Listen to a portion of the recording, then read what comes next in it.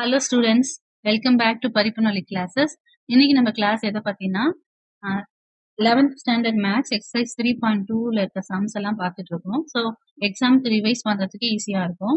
So இப்போ வந்து question என்னன்னா டிகிரில இருந்து ரேடியனுக்கு மாத்தணும். ஸோ இது ஆல்ரெடி வந்து ஃபர்ஸ்ட் சம் வந்து ரேடியன்ல இருந்து டிகிரில இருந்து ரேடியனுக்கு மாத்துறது எப்படின்னு பார்த்தோம். இந்த செகண்ட் சம் என்னன்னா ரேடியன்ல கொடுத்துட்டாங்க, அதாவது ரேடியன்ஸ்னாலே பைல இருக்கும். ரேடியன்ல கொடுத்து நம்ம டிகிரி ஃபார்மேட்டுக்கு மாத்தணும்.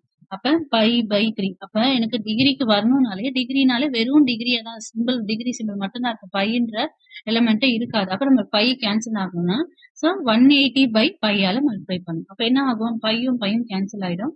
3 1s are 3 60s are 80. அப்ப 60 டிகிரின்றதுனால டிகிரி. ஸோ இப்போ ரேடியன்ல இருக்கிறது டிகிரியா மாத்திட்டோம். இப்போ சிம்பிளா என்னன்னா பை வரக்கூடாது, டிகிரியில வெறும் டிகிரி சிம்பிள் தான் வரணும்.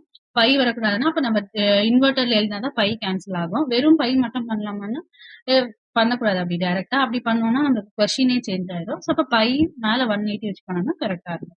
ஸோ இதுலயே இன்னொரு சம் பார்க்கலாம். இப்போ 7 பை பை 3. 7 பை பை 3ல இருந்து நான் இப்போ டிகிரிக்கு மாத்தணும், பை அவாய்ட் பண்ணணும். ஸோ கீழே பை மேல 180. 180நாலும் பைனாலும் சேம் தான். ஸோ கீழே பை போடுறது நம்மளுக்கு கேன்சல் பண்ண முடியும். ஸோ பையும் கேன்சல் பண்ணிடலாம். 3 1s are 3 60s are 180. இப்போ 7 into 60. So 6 7s are 42, 0. அப்போ 420 டிகிரி. இந்த சம் யூஸ்ஃபுல்லா இருக்கும்னு நினைக்கிறேன். தேங்க்ஸ் ஃபார் வாட்சிங்.